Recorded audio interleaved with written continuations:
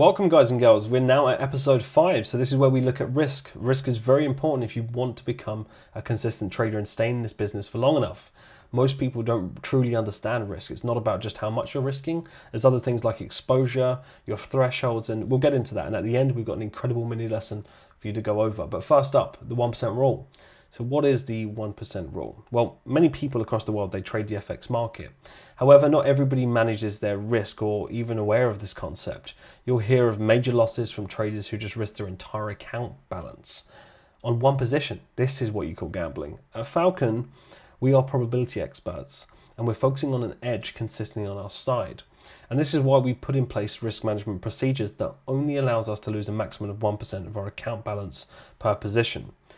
This rule is in place as a means to help you efficiently reach your goal of consistency in trading. This allows us to remain low risk traders regardless of the actual position that we're entering.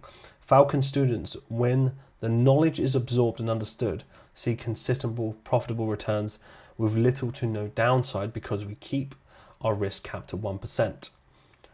Now let's move on to the next part, which is slippage. So it's important that we know that we can lose more than 1%, and this normally happens with something called slippage. It's not something to fixate on, and it's important to understand. Slippage will not be the difference of whether you're a successful trader or not. Managing your risk over the year will be.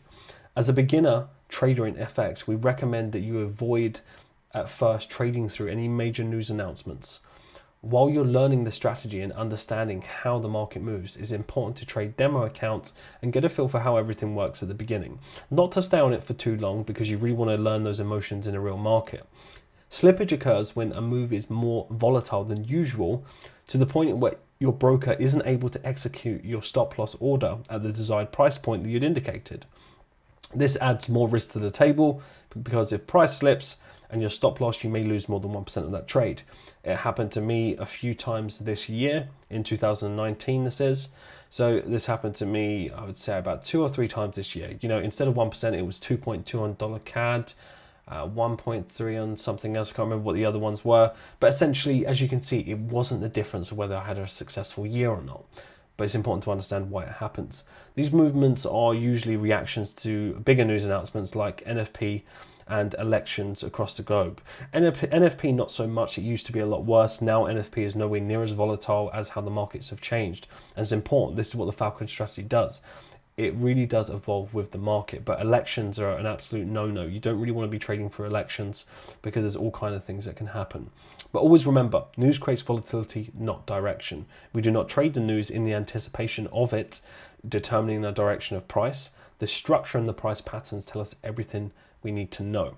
So that is slippage in a nutshell. Now let's take a look at profit potential. So with profit potential, returns are based on your account balance and trading capital that you've got available.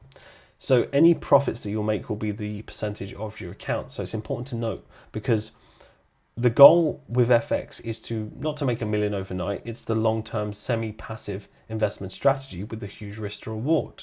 So it's important to understand that.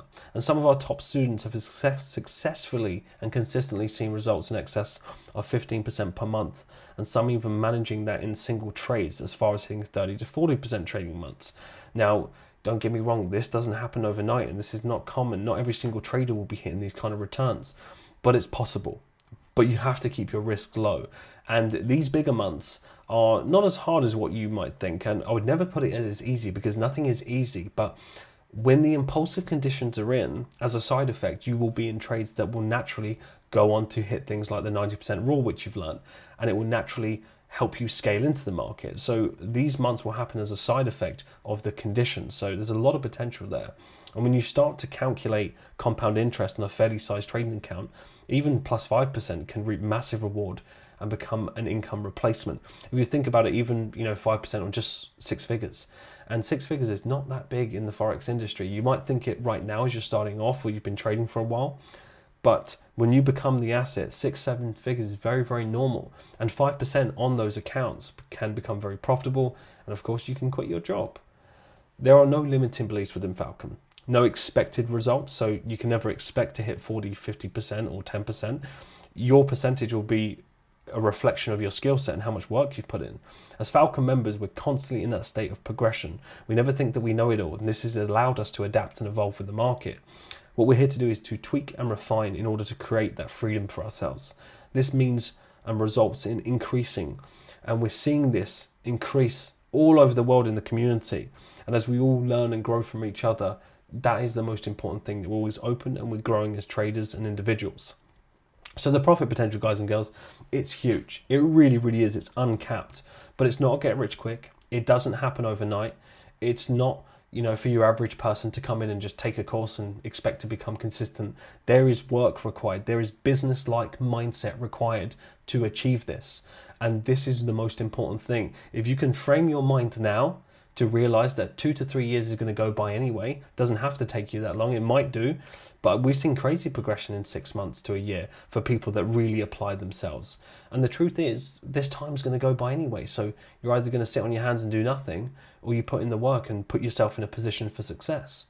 The main aim within Falcon is to provide you with the knowledge and resources that you need to shift your mindset and create that freedom in your life through trading, and teach you how to apply it. It's not just about the knowledge, it's applied knowledge. In order to do that, we always have to keep that long-term picture in our minds. At the forefront of that long-term picture is the term sustainability. In order for you to achieve financial freedom through trading, the strategies you apply must be sustainable. And this is the very reason that Falcon is built from the ground up on sustainability and scale. It's not only the risk model we apply that sustainability in the long term, but it's the strategy itself. It continuously evolves through all market conditions and has been doing so since data goes back. Within Falcon, the entire approach is built and implemented in a sustainable way that allows us to fully capitalize through all market conditions and can propel you towards financial freedom that you desire in your life via work ethic and implementation of the strategies taught you within Falcon. It's really, really important that you're going into this with that sustainability and scalable mindset. Remember, we're going to teach you different ways how to manage. There's not just one way to manage your trade, because that's not scalable. When you try to manage something just one way, you can't capitalize on the moves. There's certain types of strategies and tools where you're only looking at a short-term management style because you're looking at a short-term trade. When you're looking at longer-term trades, there's a different management style. And you'll find the most successful traders with actual experience understand this concept, and this is what we focus on. But what I want to do now is go into risk in a little bit more detail, bring in a bit of psychology into that as well, and show you what it means of true risk with exposure and threshold. So let's take a look at that mini lesson now. Right guys, so now you understand the concept of risk. Let's actually take a look at that in a little bit more detail of why it's so important for you to grasp this, especially as you're a new trader. Risk is actually fairly straightforward. Most people overcomplicate it. So let's take a look. So the 1% rule. Why do we want to stick to the 1% rule? Well, this is something that we can factor in long term. So if you want to be around for the next 5, 10 years, 15, 20 years of your trading career, this will keep you in the game long enough to succeed. Most people blow their accounts because they're too interested in getting rich quick, which rarely works. So let's take a look at it. So when we're sticking to this 1% rule, we're sticking to this risk so we can manage this, and then we understand that the risk is capped. So worst case scenario, you take a 1% loss. You're only really losing 1% of your account. That is the most important thing. Most people get emotional is because they start to feel good on a trade and then they risk more than what they should based on what they think is going to happen rather than probabilities, which we covered in the previous episode. Reward is uncapped. This is such an important concept because worst case scenario, take a 1% loss. If we're looking at a minimum of 3 to 1, then you're always mathematically on the up. Now, we know that there's a lot of trades that bank far more than 3%, and then we scale into the market, as you learned in episode 3, and really understand the upside potential when you can just stick to this. Don't play with the numbers. The moment you start thinking, well, this trade feels good, so I'll risk 2%, could be a trade that doesn't play out. It might meet all the criteria, probabilities. Remember, highest criteria of trade can still not play out. That could be the trade that you decide to risk 5%. Now you're down -5 and you're trying to chase out of a hole. It's not a good place to be. So understanding this concept is important, but it doesn't mean that you should just take lots and lots of 1% trades. And this comes to having multiple trades open. This is where people think, well, I'm only risking 1%, so what I'll do is I'll have 5 trades open or 7 trades. They're only 1% each, so surely that's low risk. When the truth is, if you're risking, let's say, 5 positions open at 1%, you're risking 5%.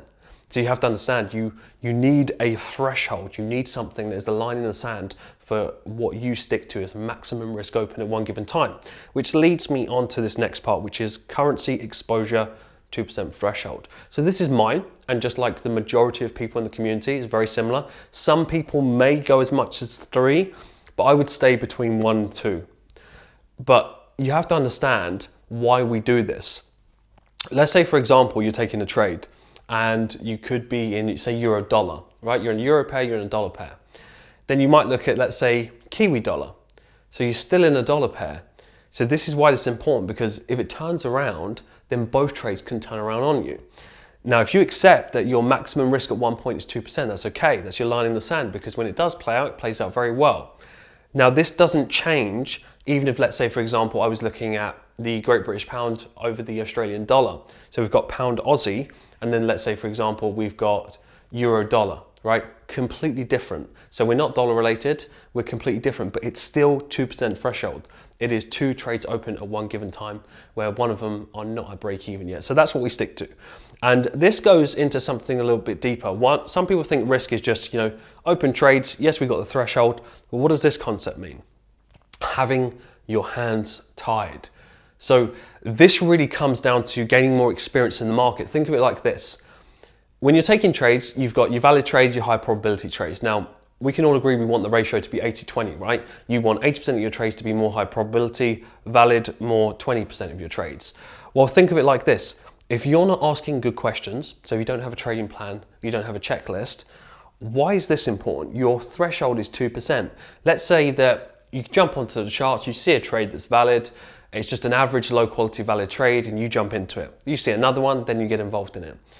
Then 2 hours later, you've got these 2 trades open. Your threshold is here now. You wasn't planning enough, you wasn't focused enough. Then you notice Pound CAD, for example, is giving you a high criteria, high quality trade, but you can't now get involved in the trade. Why? Because you've got your rules. Rule-based trading is the most important thing. It's the most sustainable thing. So what does that concept really mean? It means ask yourself the question, is this a high quality trade? And take a look at your watch list and say, well, just because the trade's ready now, you may want to stay out of that valid trade and then take a look at another trade that might be ready in, let's say, 2 to 3 hours. Because what this does is it keeps your hands tied so you can't get involved in the next trade, which is the high criteria one that will actually give you the probability and give you the percentage which you desire. So it's understanding risk is not just about how much you risk, it's about the bigger thought process through all of that. Now, understand just a quick disclaimer in terms of, yes, we're risking 1%, but as we know with things like slippage, sometimes it can take us out for a little bit longer. But guys and girls, this isn't going to be the difference of whether you're successful or not. If you take a trade and it happens to be a little bit of news, it's not going to be the difference. Over the year, it evens out. That's the one thing that we need to understand. Now, before we finish up on this concept, as you can see, risk is very straightforward. Stick to the 1% and you'll stay in the game long enough to succeed. Poor risk management versus good risk management. What does it actually look like? Well, point 1, they risk on how they feel. So going back to this, they see a trade that may have the highest criteria and then they think, well, I'll just risk 5% on this one. I'll only do it once, right? Because once I do that, I'll grow my account and then I'll start sticking to the 1%. Bad habit. Just so happens, remember, 80-20. Probabilities. When you're taking a trade, it might just be the 2 losses out of the 10 that happens to be that trade. And you decide 5% is the way forward on this trade because you're going on based on how you feel. But remember, we don't know our sequence of our wins and losses. So how can you know that based off a feeling that that's going to be the one? We don't. So stick to the 1%. Multiple positions open at once. So going back to this, they don't have a threshold. They just think, well, as long as I'm risking 1%, I can have 10 positions open. Well, you're risking 10% at that stage. Currency exposure is a real thing. And at scale, you'll really feel the effect on it. So think about scale, think about long term. Then the last point, which is short-term thinking, which again, just goes back to the risk. Short-term thinking, they want to get rich quick, which is, you tend to see people risking more money because they think, well, if I'm doing it now and I'm doing well, why don't I just risk 2% per trade? Why not 3%, 4%? Where do you draw the line? And that is where it really is in that mindset where you just want it to happen now. But it's that long-term thinking of people that succeed. You have to ask yourself, There are zero examples of people with short-term thinking that actually succeed in trading. So you essentially put yourself into a category that sets you up for failure. Set yourself up for success, which leads us into good risk management. They stick to 1%. They understand this threshold. So they can stay in the game long enough to see that play out. Because you've got to understand at the beginning of your journey or the beginning of a new strategy, the beginning stage is testing. I would not see your overall performance as, right, I'm down 10% or I'm up 5%. That doesn't actually matter at the beginning stage. Why? Because you're learning, you're testing. See every loss as just a testing stage to figure out, right, that isn't a high criteria. I do not want that in my plan. You have to get skin in the game. You can read about, riding a bike all day long, but it's just theory. You have to be involved in the market. You have to take losses, build a thick skin, build your character as a trader. It's one of the most important things. But this can only keep you there long enough if you stick to 1% per trade. So this is good risk management. And to tie that off with long-term thinking, it's those that usually come in with a mindset and they say, right, I don't care if this takes me 1 year, 2 year, 3, 5, 10, etc. I want to do this because I'm passionate about it. What is 2 years or 3 years of hard work to grasp this concept for the next 40, 50 years of my life and more of financial freedom? People are willing to do 40 years of a job they don't like for a short period of retirement with not much reward. So you have to understand that long-term thinking. Those that come in with the mindset of, oh, how long is this going to take me? I want to be consistent in 3 months or 1 year, and they put deadlines on something that you can't force. Those are the ones that end up taking 5 years, 10 years to succeed anyway. And that's if they stay in the game long enough in the first place. So if you understand, those that come in with a longer term mindset end up making it happen quicker anyway. Why? Because they're more open to learning, they focus on the right things, they focus on their processes, but most important, they stick to risk. And that, guys and girls, keeps you in the game long enough to succeed. Right guys, so now we understand how straightforward risk is. I really want you to take away these main 3 points that is going to set you up for success in the long run. So first point being a smooth equity curve. This leads back to, we don't want this kind of erratic behavior and looking at your equity curve kind of going up, down, up, down. Why? Because when it comes to friends and family or investment in the future, we want that smooth equity curve, something that shows stability within your trading, which is one of the most important things. Then we move on to the next point, which is the right habits on a small account. Remember, we're not trading our way from 1,000 to 1,000,000. It doesn't work like that. It happens in small increments. And if you can build the good habits on a small account, it will set yourself up for a larger account, which is more scalable. Then we move on to the larger account, which is the last point.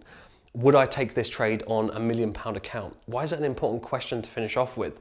Well, it comes to the same thing of risk. You want to be risking in a way that is scalable, asking yourself that question, is this trade a scalable trade? i.e., would I take this trade on a £1 million account? All of these things, as you can see with the equity curve, the right habits, asking these good questions, they all fit together, which they tie it up to create that longer term success. And that, guys and girls, is sustainable, but it's more so scalable with your trading, and that's what we want. We want to achieve that early on so we can sustain it for the long run. So I hope you've enjoyed this episode on risk. As you can see, very straightforward, but if you can ingrain these simple concepts early on, and like I said earlier in the episode, if you can stick to 1% and you don't play with the numbers, you're going to set yourself up for success in the future. You're not going on based on how you feel. You're not getting cocky and thinking, right, I've done really well of these first 3 trades. I've got a win, win, win. Guess what? Now I'm going to risk 5%. And then you feel invincible. You understand that we don't know the sequence of the wins and losses, and you bring all these concepts in, and then you realize everything that you're doing now with all of the risk in place is just to set you up for success to trade larger capital, which is the ultimate goal, but in a sustainable way.